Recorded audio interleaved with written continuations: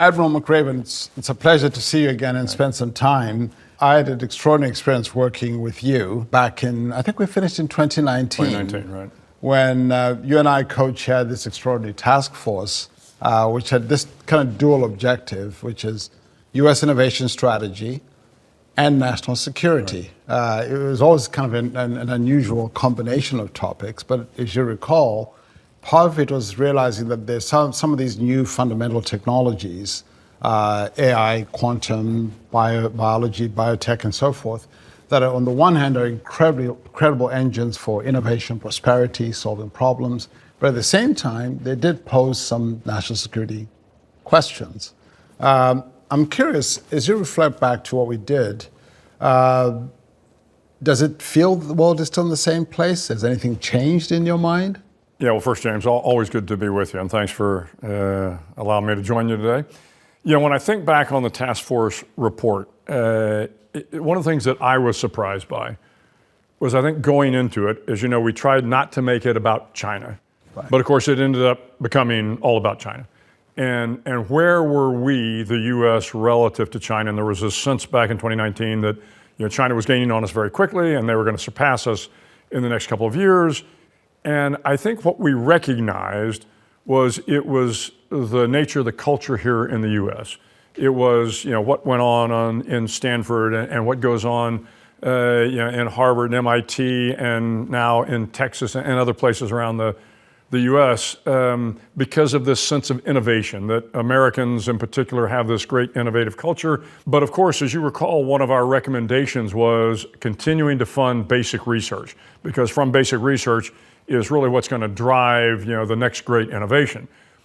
I'm not sure we have funded it to the level that we needed to. So our hope at the time was that Congress would take a hard look at this and begin to put more funding into basic research. But I think we still need to apply pressure and get them to do that. Yeah, no, I actually remember that well. I think I remember the statistic that at the time we found that the peak of funding of basic science and research had happened in 1964, I think. Right. And that had been coming down ever since. And that we had this huge gap. I also recall something, Admiral, which is, I think we also observed the fact that we're not investing enough in education, I think was on the areas. Yep. And in particular, this idea of how do we get both more people studying in these fields and educating people in these fields more broadly around the country, so not just the Stanfords and the MITs, but broadly. Right. And how do we also get more mobility between public service, government, and the private sector of the people who have that kind of background and training? But so you're pointing out that we haven't done enough on the funding or basic research side. Are you feeling better about the education side and the?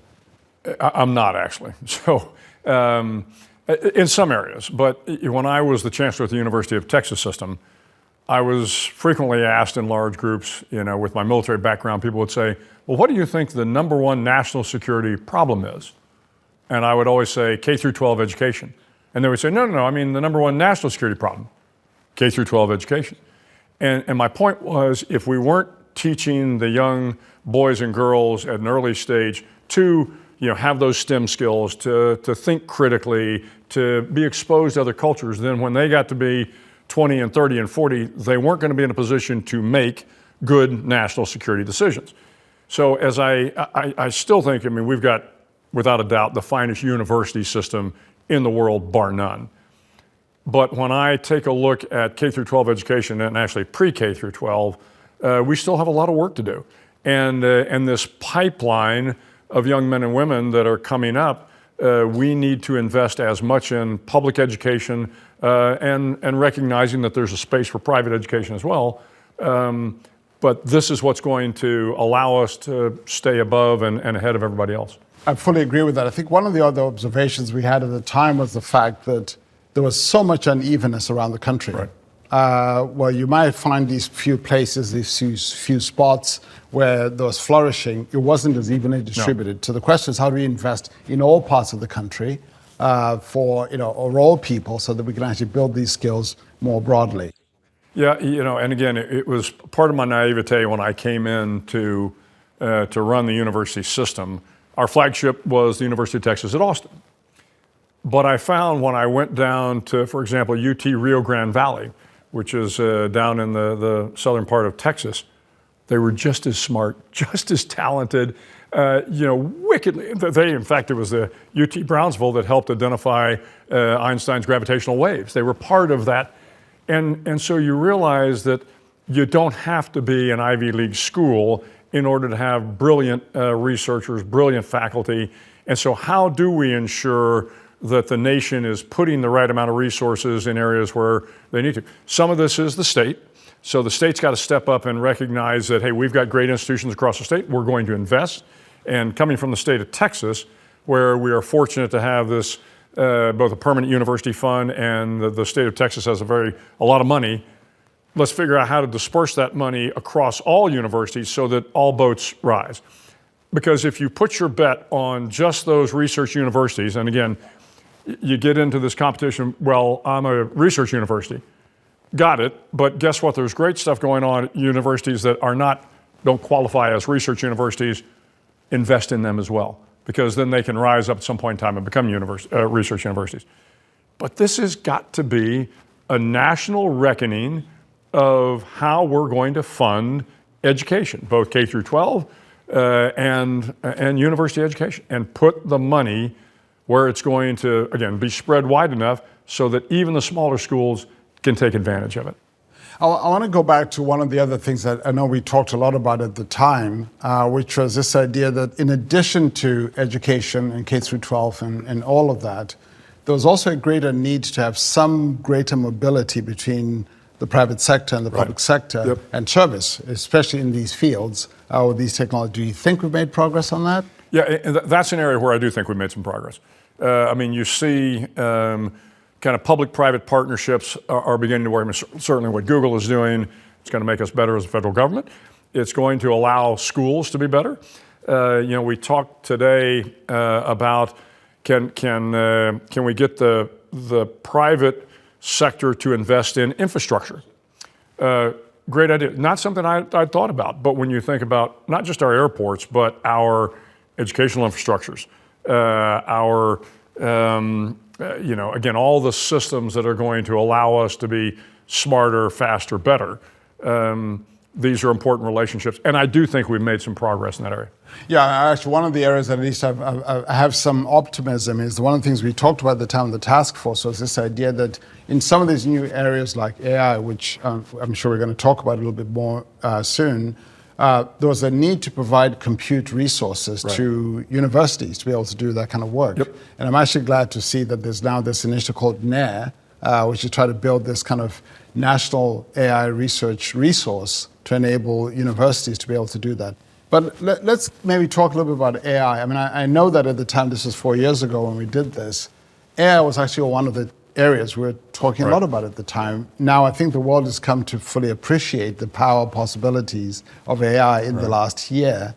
And a lot of the conversations tend to be of at least a few kinds. On the one end, of course, there's a lot of excitement about all the incredible things we can do for the economy, for society, for health, and all of that.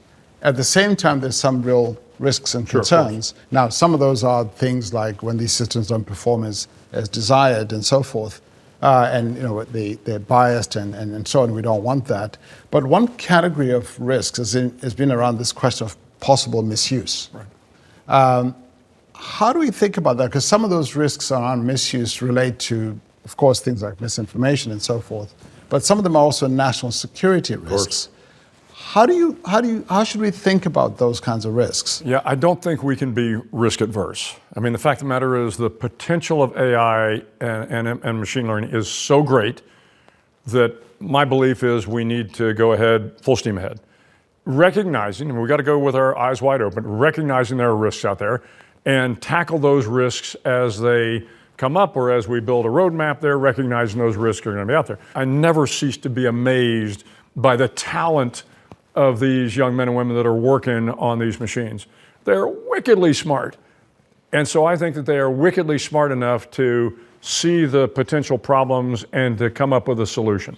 So I don't think we should be afraid of it. I do think we should, again, go in with our eyes wide open, again, both from the national security standpoint, but from the broader goodness it can do around the globe. Yeah, no, and in fact, I mean, one of the things we're trying to think about is similar to what you're describing, Admiral, which is on the one hand, we want to be bold, meaning there's so many amazing possibilities for society, for people, on so many fronts. At the same time, we want to be responsible and still think about and contemplate and try to use these technologies to actually innovate and find solutions to them, and obviously do this together. I guess one of the other questions, I know you and I were discussing this in our various conversations before, which is, what's the role of values in all of this? Because in fact, one of the things we're now working in a very global space, and one of the key questions with AI systems, we always think, well, we want to make sure it reflects our interests, our values. How should we think about values and the role of ethics and those kinds of considerations? But right now in the United States, we are always going to put a person in the loop. Right. Because if the decision is wrong, somebody will have to be held accountable. That is the nature of the United States military. Why is that the nature of the U.S. military? Because it is part of our value system, that we are going to hold people accountable. But you raise the issue of, yes, but what if our adversary doesn't care about the person in the loop, and therefore their decision process is going to be faster? Because on this side, where we have a value system, and they don't, then will they be able to to overcome our defenses because their decisions are faster? That's a scary thought. But at the end of the day, I believe that the system that has a value system attached to it will be fundamentally better in the long run. I don't know in how you build that into the algorithms, but I do think it's going to be important that even if you can't build it in the algorithms, the algorithm up here will say, hey, I know what our value system is, and if I can't build a value system into an algorithm, the human's got a value system that's been incorporated into us since birth, and that will be the trump card for us. What you're pointing to is actually an important major area of research in the field, because one of the things many of us are trying to do is to figure out how do we have these systems learn with human feedback and involve human inputs into those questions and how we think about them. But even if we automate those decisions, we still want to have them be working alongside people. So I think many of us actually believe that in some ways we should think of these technologies as being assistive to us, as opposed to substitutive or replacing things that we should do and be accountable for. But that's going to take obviously some real work. But I wanted to come back to something else, Admiral, which is in your recent book, you talked a lot about leadership. And I think we're going through this period where, on the one end, many of us are excited about these technologies. We're also concerned about the possible risks, and we're trying to coordinate and work with others. What's the role of leadership in all of that? How should we think about what leadership should look like when we're trying to get these big questions right? Well, the very first chapter in my book, The Wisdom of the Bullfrog, and I debated whether or not I was going to title it this, but it's Death Before Dishonor. And in that, the Death Before Dishonor goes all the way back to Caesar's time, but the Marine Corps is kind of taking it on as their informal motto, because one of the great Marines, Medal of Honor recipients, John Bazelon, had it tattooed on his arm. But the point was with Death Before Dishonor is honor, nobility, integrity, character are the single most important thing in leadership. So as you begin to look at AI, if you have leaders that don't have character, that don't have integrity, that think that the dollar is more important than the nobility of what value can be brought from AI, then you're going to get a piece of AI that is not what we want. So you have to start, I think, anywhere, any leadership problem, whether it's AI or just leading young men and women in combat, it is about the integrity of the leader. And if that's the cornerstone, then you begin to build the culture that says, these are men and women of character and integrity, and if I'm working for them, then that's what's expected of me. A long time ago in the military, this idea of servant leadership was kind of fundamental to us. And the idea was, look, if you're the leader, your job is to make sure that the men and women that work for you are well-trained, well-equipped, that you give them the latitude to do the job. Your job as the leader is to make them successful. If it ever becomes about you, your promotion, your credibility, your anything, if it's about you, you're probably not the right leader for the job. If it is about the men and women that are working for you, and you make them successful, guess what? Everybody's going to be successful. And you make them successful by, again, treating them with respect, giving them the tools to do the job, giving them the latitude to do the job, but hold them accountable when they don't do the job. And all of those are kind of fundamental to leadership that will apply to AI, I think, as well. Yeah, and as you talk about leadership in that regard, I mean, clearly there's enormous lessons there about leading and leading with integrity and character. You've led a life of public service, and in many respects, I suspect your motivations were public service, and you're doing it to serve the common good, the public good. One of the things I'm trying to do, is the idea to think about the role of technology in society. So by having society in there, we're trying to take account of how does this impact society? How is it accountable to society? How should we think about that from a public service standpoint, given your incredible career? Yeah, I mean, I think you have to decide what do you think is good for society? So what are the things that make society better, right? When a society is cohesive, not necessarily, homogeneic, but cohesive, that we believe in certain values, that we believe in, human rights, that we believe in a democracy and a representative government, that we believe in the, respect for humanity, respect for other cultures. If this is what's going to make a good society, we believe in education, then you've got to frame what is good for society. And once you have those building blocks, then I think you build upon that. But those are often very difficult things. I mean, Sure. in our experience, one of the things we've tried to do, for example, we've set up these AI principles that guide our AI work. And, I won't take you through them, there's like 7 of them, but the essence of them is to try to ask 2 questions. On the one hand, they're trying to get at this question of, could this benefit people and society in any way? The second question, try to get at this question of, could this be harmful in any way? Sure. So trying to navigate the essence of those 2 questions, I think we're learning a lot. I hope we get it right most of the time, but I know we've had to learn a lot, some hard lessons. But I think that this becomes, for you, then it's just binary. Right. So is it good for society or is it bad for society? But there's that nuance of what is good and what is bad. And so back to the leadership, somewhere along the way, you're going to have to say, this is what we Google or whoever's working this, these are the things, the principles we think are good for society. You got to have that debate, I think, in order to begin to frame where you're going to go. And what should guide that debate in your mind? A debate, a conversation.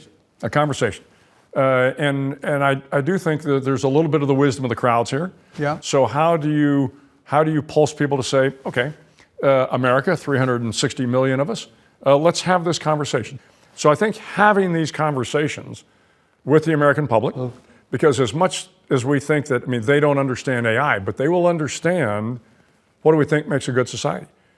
You're not going to get it right. You're never going to get it completely right, but I think it will begin to bound the problem a little bit. Well, one of the things that I'm curious about, Bill, as you think about the possibilities of these technologies, what are you optimistic about and what are you concerned about? I'm really optimistic about where AI will come to play in the healthcare sector, because we know that, it will look at, new mRNA, and it will look at, new protocols, and it will come up, AI will come up with new ways to cure and to develop, pharmaceuticals. That part to me is just fascinating, and I think it will revolutionize the world. I also look at education. I think it's going to open up so many doors on the education front, on the healthcare front. I see, almost this science fiction world of limitless possibilities. Now, I'm not naive. No matter what we build, bad things can happen. We can't be afraid of a sharp stick. Right. And I love the quote. Yeah. Can't be afraid of a sharp stick. So I'm pretty optimistic about the direction. Again, I'm optimistic because I've seen the young men and women that are working on this and some of the older men and women that are working on it. Yes, absolutely. And they are so smart and so thoughtful that we'll figure it out. Well, Bill, one of the things that maybe this is a place where I'd like to end up, which is, let's take a thought experiment. Yep. Let's imagine it's the year 2050. Okay. And we're looking back, and the world, America, society is wildly happy that AI happened. What happened? What did we get right? What problems did we solve? What dangers? What happened? Yeah, I think AI solved those problems that we were going to solve in time, but that time could take decades. So climate change. Will AI figure out weather patterns that allow us to understand climate change better so that we can reduce the impact of climate change? In maybe decades, we'd have figured out a cure for cancer. Will AI figure that out in a matter of days, weeks, months? So the value, of course, is not that humans couldn't figure this stuff out, but would we figure it out too late, or how many people were going to die, or what was going to happen to the world before AI came along? So all of those things that we would get around to at some point in time, AI will accelerate in a very positive fashion, and that's what I'm optimistic about. That's terrific. But I think just given some of the things I've learned from you and we learned in our task force, I would also just add, I would hope that we will also solve this idea of how do we give these opportunities to everyone? Yeah. How have we revolutionized all the places? So it's not just these few places and cities and universities, but it's everybody. But this is terrific. Yeah. Well, thanks for making the time. My pleasure. James, always good to be with you. Good to see you.